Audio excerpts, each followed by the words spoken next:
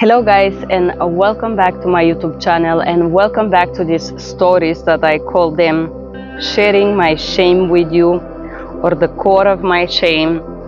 And I just published the first video and I feel compelled, or I feel like it's a moment, or it's time to share the part of my father's story with you, just before you see what you're gonna see, somehow to have an explanation for part of this very horrendous things that I'm gonna talk about. And why were those things happening, or maybe partially why, because there is never a good why, there is never exact explanation why somebody behave in a certain way. But here it is. I'm gonna start with the pre-story. So my father was very passionate. Actually, I will start with the fact that my father never finished school. Maybe when he was 14, 15, he would not just go to school. He would run from school and go to fish. He liked fishing, and he actually never finished 7th grade. He just didn't do it. I don't know much, but I know that he was into gambling for some period of his time. He had a strong dependency from gambling. I don't know exactly what, but I know he was gambling for quite some time. And then somehow he got passionate about yoga, Shivananda, Yogananda, spiritual books. My father is in Bulgaria, which back then, 1970, 1980, was a communist dictator country. So in communist regimes, this type of ideas related to yoga, spirituality, in fact, in communist countries, oh my goodness, I have something that bites me. I think it's one of these nuts here. I don't know why they bite me, because I probably am on their way to the tree. I should move. Hold on. Okay. So my father somehow get into yoga, and he was really, really very dedicated to yoga. He was a yoga. I don't think he ever got like yoga certified or anything like that. He was just having a lot of books. He was practicing. He was doing different exercises like pranayama and breathing and whatnot. So, and he somehow gathered some people around him, to which he was kind of like a master or something. He was creating this type of community. I think his age was 30, 32, something like that. And then people will go to my father with different problems. So I just want to give you the background of this communist country, Bulgaria. There was not such a thing as therapy or psychotherapy, or to whom to talk if you have some problems, or how to speak, how to talk. So we talk about very primal and very lacking of social support system, where you are trained from a child. Since you start to go to school, you wear the uniform and you're trained to give everything for the patria. The patria is above relationship between father, mother, parents, children. I was also trained at school this same regime, brainwashing ideas. And so we are talking about environment where everything is propaganda. School is propaganda. Newspaper are propaganda for communism. Books are always having propaganda related to communists, to patria, to generals that work in the communists, and how you should strive to serve communism. And all the system was just that. Another thing about communism that a lot of people doesn't know is that communism forbids to read books that are not created in the country. For example, you cannot read about yoga, you cannot read.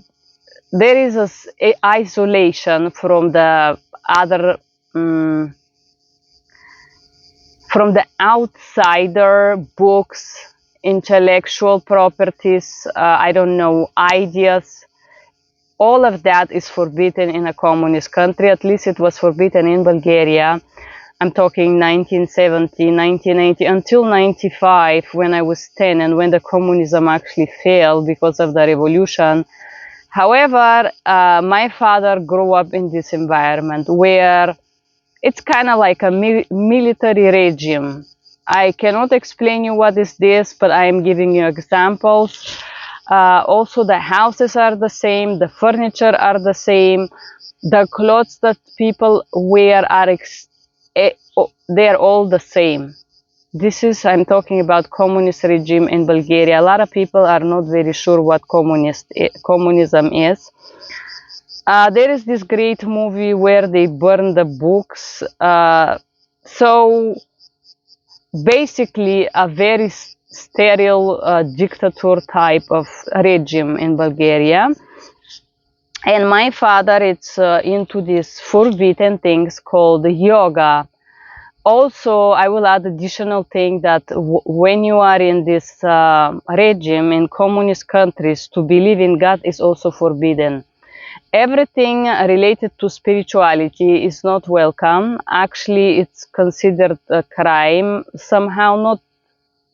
There is not a law for a crime, but the Patria and the communist books teach you to believe in the communism. You have to believe only in the communism and nothing else. So a lot of people who actually come from a communist regime do not believe in any spirituality because their brains are brainwashed since younger age that this is insane. Actually, you're going to be very severely judged for believing that. And opposite to this, you could see, for example, some communities in Russia that are extremely religious, some very, very extreme communities that have fanatism because it's forbidden. So my father was thriving in this environment, a very, how to say, unhealthy, I would say, or limiting, or just brainwashing focus towards communism. And so he was into these forbidden books, which somehow he was able to find and read and practice and whatnot. I know that he has been sending letters to Shivananda Yoga Vedanta Center in Valmorin, where when there was Swami Shivananda alive and then Swami Yogananda, as far as I know, and he received a few replies from this yoga center. So he was struggling in this environment probably somehow because he was searching for alternative knowledge, if I could say so. And he would read a lot of those books related to Shivananda, Yogananda. I know a lot about those spiritual, I would say, spiritual or cultural thematics because of him, because he was so much into that. But anyways, so he was into these things, and because you understand a little bit now the environment of my father, people will go to him and they will ask some questions about their health, about their desires and whatnot. They will see him as a guru. I don't know if you guys know what is a guru, but in Hindu, this is a master or somebody that you follow. It's something like a motivational role or role model, but usually people will follow those gurus blindly and ask them advice for everything in life. And very often those gurus will become some type of brainwashing machines. But anyways, so my father was into that. And then one day, I think he was about 30 something, my grandmother went to him. He was in a small village. She went to town to him, and somehow she was in love with him. My grandmother was in love with my father, and he was good looking guy, you know, yoga, spiritual and all that. He was also playing a guitar, probably that was very charming. And I have read some letters from grandma written to my father, love letters, very weird ones. Um, and then after some time that she followed my father as a guru, my grandma decided to bring her daughter, which is my mother. And my mother also started to go to these gatherings and follow my father as a guru and whatnot. I don't know at what point, but my mother and my father started to have something. Despite their age gap, which is 18, my mother was 14, 15. Uh, the grandfather that I have, the father of my mother, was a general, very powerful man that was in the in Bulgarian politics, was general. So he was architect and a very powerful political man.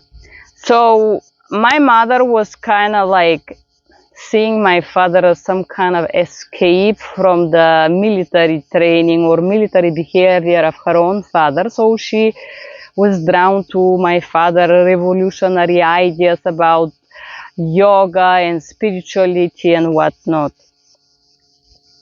But my mother would say that she was so devoted to spirituality that she decided to give up herself.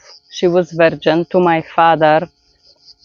Anyways, I have never heard about this type of spirituality, but my mother will always deny her involvement romantical with my father. She would say, no, I love him just as a spiritual teacher. I did not know what is that. I was virgin and whatnot. But anyways, my mother, age 15, and my father, age 30, started some kind of a romance. And of course, my grandmother was against that. She wanted to be with my father on the first place. And here it is where the story gets interested. So they try to separate them. Of course, my mother is underage. We are talking about communist regime. My grandfather is a general in the communist regime, so he's very powerful man. I don't know how it went or what they did, but eventually they will arrest my father with the excuses or with the fact that he was reading yoga books. They will confiscate the books and the materials that he had as a crime. And I know that he was arrested few times because of that. However, they had to release him. They couldn't keep him legally in jail because he haven't done a crime. They will keep him. There was a punishment if you read yoga books to be in jail a certain period of time. But after this, they will release him. You know, they will confiscate the books and then release him. So this was not working. And then at some point, the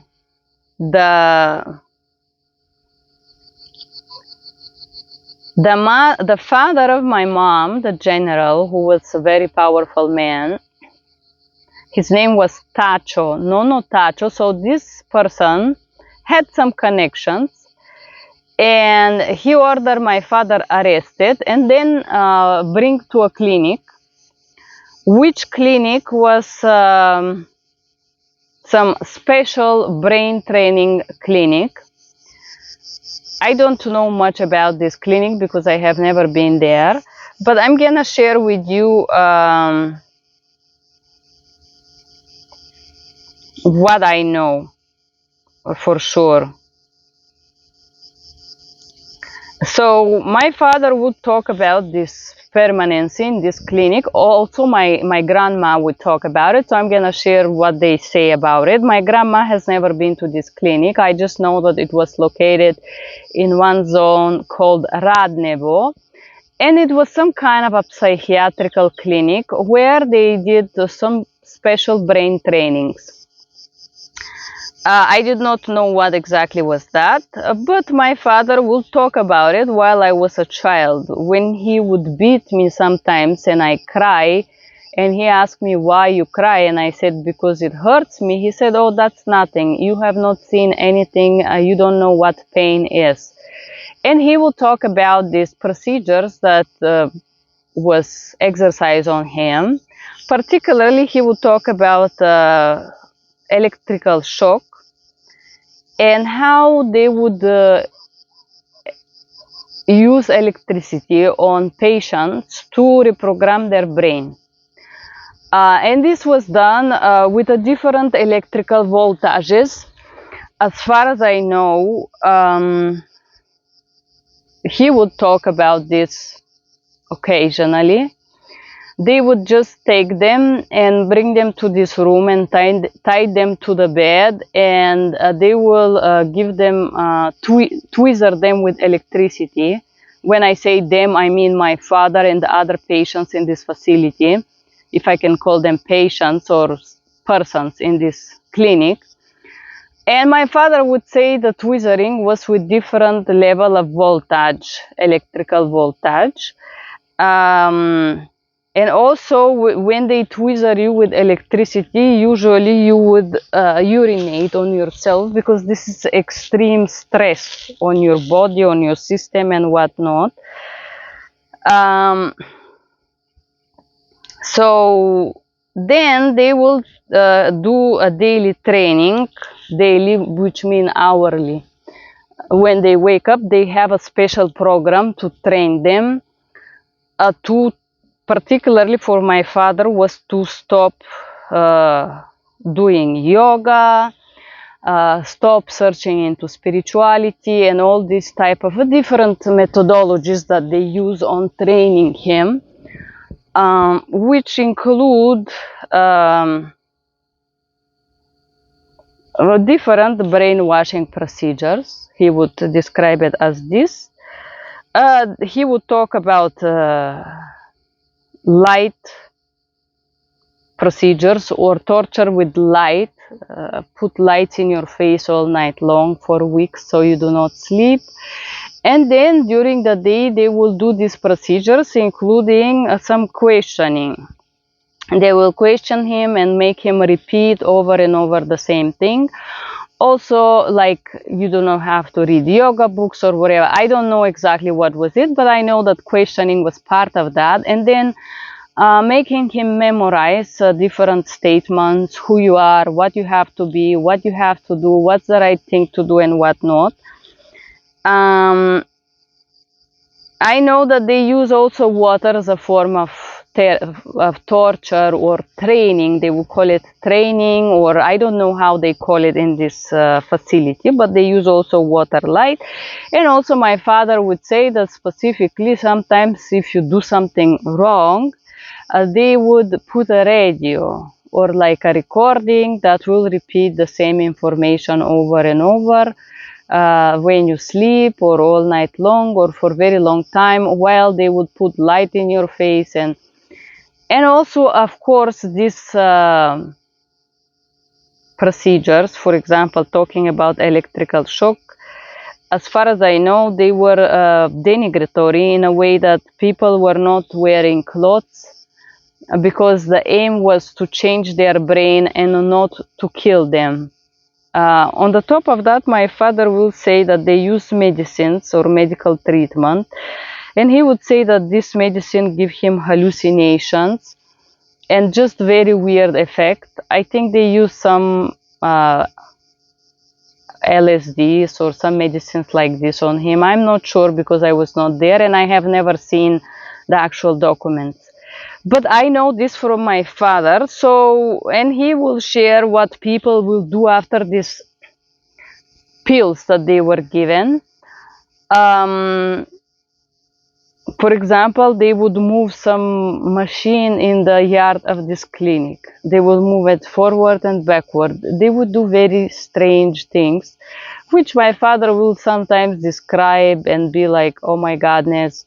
And then the doctors of this clinic will just observe those behaviors. Some kind of a repetitive behaviors.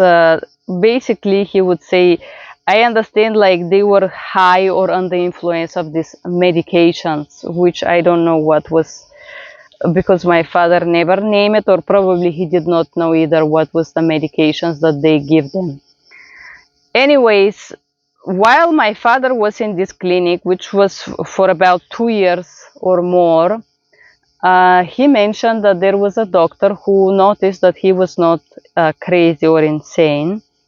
I suppose this was a mental health facility, and because my grandfather had connections, my father was sent there as a correction facility type of thing, with some diagnosis, which was not, I never see this, so I don't know if he was diagnosed with anything, or they just, as far as I know, they just arrest him and get him, he wake up in this clinic. There was not like a medical process or anything like that.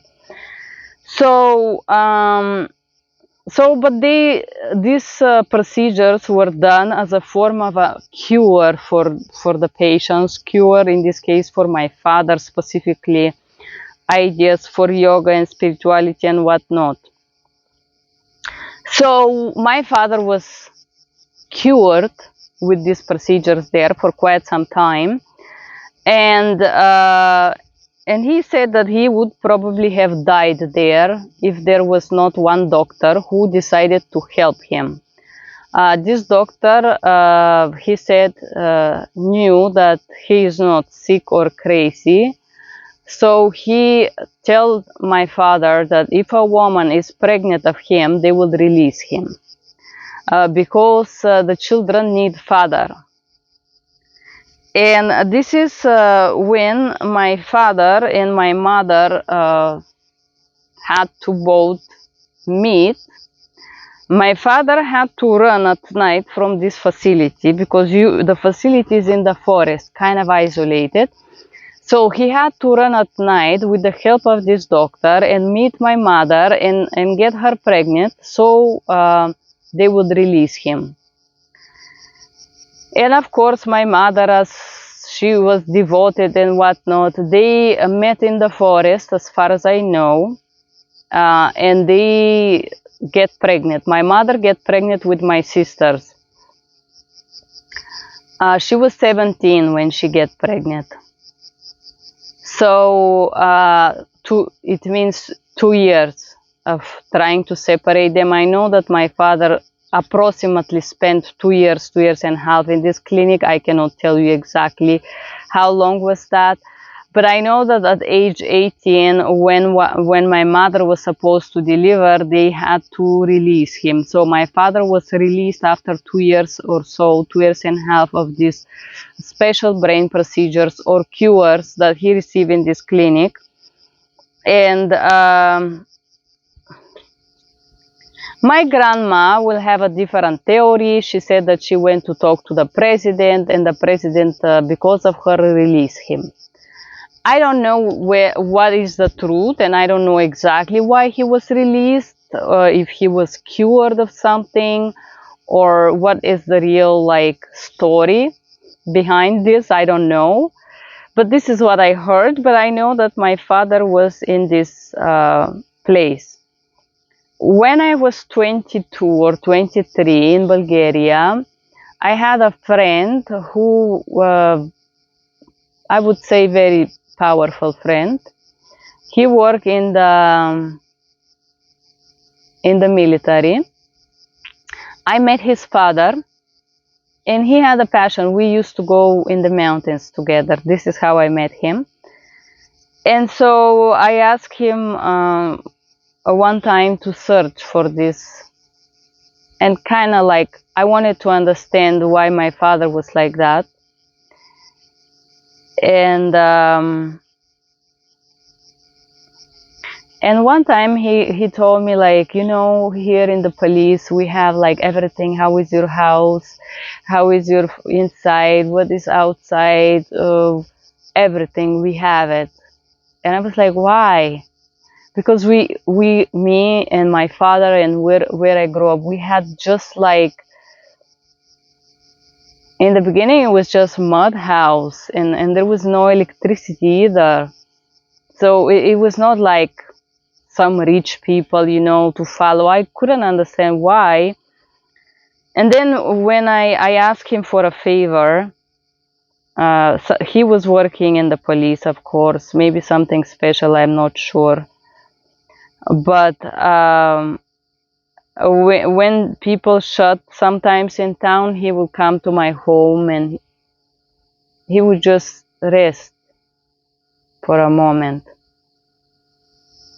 And he would tell me that visiting me was like going to a secret island in peace for a moment. Back then I did not understand what he meant, now I do. But so because he was grateful that he can come and just rest in my place sometimes, he would sometimes have his gun loaded and he would try to be intimate with me, and I was like, come on, you're my friend, don't play that. And he was like, yo, I admire you so much because you're the only woman that can say no with a loaded gun toward her head, because he will take his gun and put it under the pillow. But anyways, I trust very much this person, and because I knew him quite well, he went to search for me this. I wanted to understand. And he told me, I care for you very much. And if you want to be alive, never search this question again.